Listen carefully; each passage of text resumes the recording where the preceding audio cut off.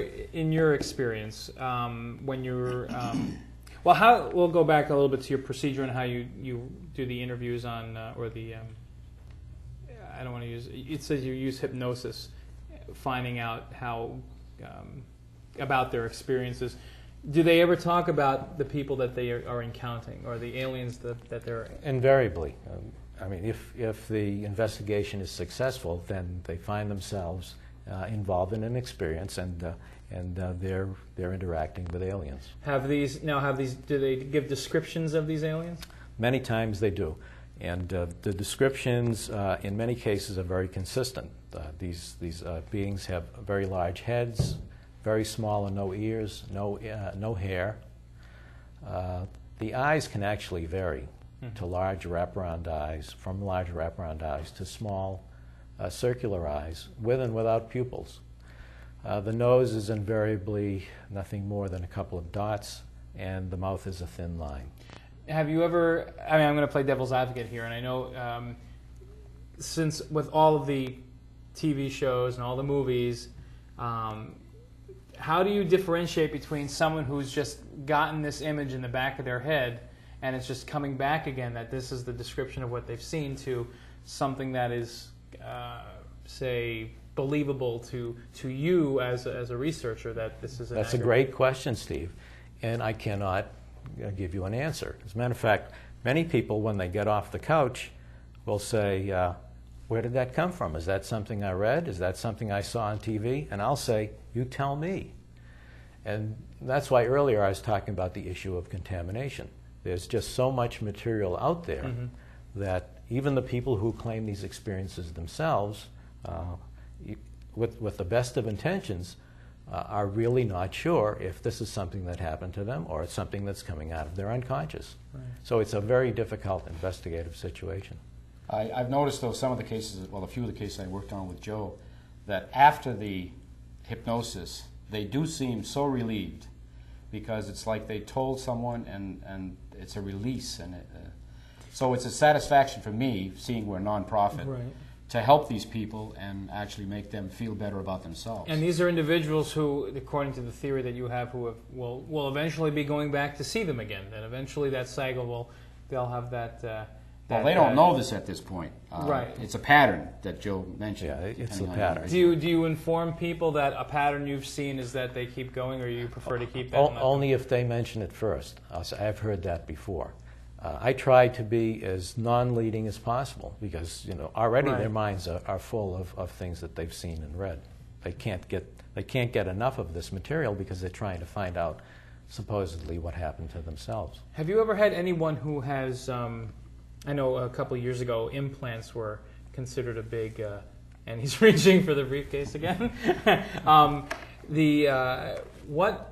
Have you ever had any experience with people who have claimed to have had, or scars or anything? I've worked with many people who have scars, okay, and I've worked with many people who claim that in the regressions that they're experiencing implants being put in or implants being taken out. None of the people I have worked with has actually delivered an implant for analysis, but I was peripherally involved with Professor David Pritchard at MIT in his analysis of an implant supplied to him by a fellow by the name of Richard Price. And this implant turned out to be nothing but organic material with very fine threads, cotton threads, which were supposedly from Mr. Price's underwear. By the way, this was a penile implant. It's an would unusual make those place. cotton threads be very... Right. And we have also, Dr. Pritchard has been involved in the analysis of a number of MRIs in which the individuals claim that the brain scan shows an actual implant. And we have employed a Greater Boston radiologist to analyze the MRIs, and in no instance was anything unusual seen by the radiologist. He could explain anything on the MRI that the individual felt was an implant as something conventional. In one case, there was something that looked like a round object that was easily identified by the radiologist as the top of the pituitary gland. It's just something that a radiologist see all the time, but people who have no conception of what's in their head find very unusual. I wish I would have had more time to. That's okay. This is a brand new magazine. It's a June issue, and I didn't get What's a chance it called? to read. Alien implants, and they talk about taking the implants out of various parts of the body, not just one location. Being metallic in some cases, magnetic in some other cases. But I didn't get a chance to really. If you want to glance at it, maybe. We could do that a little bit later. There's a Kind lot. of hard to You brought talk in and chew gum at the same time. Just again, I'd like to remind my listeners, and my viewers actually, our number is 343-3130 if you've got a question UFO related or alien related or experience related, give us a call. They're here to answer any questions you may have. They also have a local number if you have seen something hovering above the skies and would like to report it. That number is Mark. What's that number where they can call if they want to report a sighting? Where we got? It's going to be the magic of TV. There we go.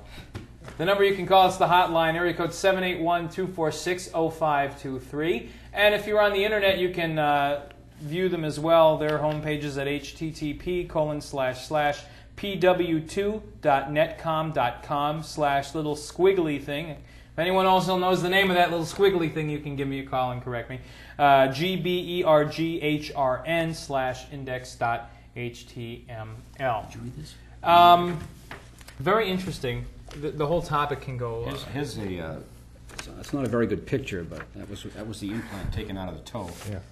By the way, Steve, we may seem to be adversaries here, but we're really on the same side. No, I mean, the topic itself, over the years, I'm sure, has just developed into a literally such a opinion type of your own personal beliefs. And what is amazing to me is that it hasn't gone away. You know, last year I think they celebrated the anniversary of the Roswell incident, and it just hasn't gone away. Another thing, everyone has a video camera. You know, yeah. The camera's there, communications are there, computers are there. So with the communication, it's got to sooner and plus or later. the MRIs. You know, those the MRIs aren't that old, really. Right. And in the process, they can really find some detail in the human body. Okay, well, we do have a call. Hi, you're on The Experience. Hi. Who's this? Diana. Hi, Diana. How are you? Okay. My question would be for the two gentlemen, in all of their experience, has anyone ever said where they thought these other beings are from? Origination. I have heard a number of places of origin in my work with UFO experiencers. However, there's no way of really checking whether these are actual locations. They could be something that's fabricated from the person's mind, or they could be something that's fabricated from their knowledge of astronomy. Not that they're intentionally trying to deceive, but it's something that they may unconsciously have provided in order to please themselves and in order to please me. Have you ever heard two separate people give two similar names of origin? Not. No, I have not. I'd like to interject. In the Hill case, Betty and Barney Hill. Yes, there was a film on She supposedly was in the UFO and saw a chart on the wall of the planets and stars. And anyway, another astronomer did a lot of research and came up with Zeta Reticuli as far as the location of where the beings were from. Was that shot down, Joe? Do you remember? Yes, I'm afraid that was shot down because Zeta Reticuli turns out to be a double star, and it's a binary, and the two stars are so close together that it would really be difficult for them to have a planetary system. Mm-hmm. So there's a lot of science involved too. I mean, everything's got to have, or at least to our extent, it's got to have some kind of feasible. Yeah.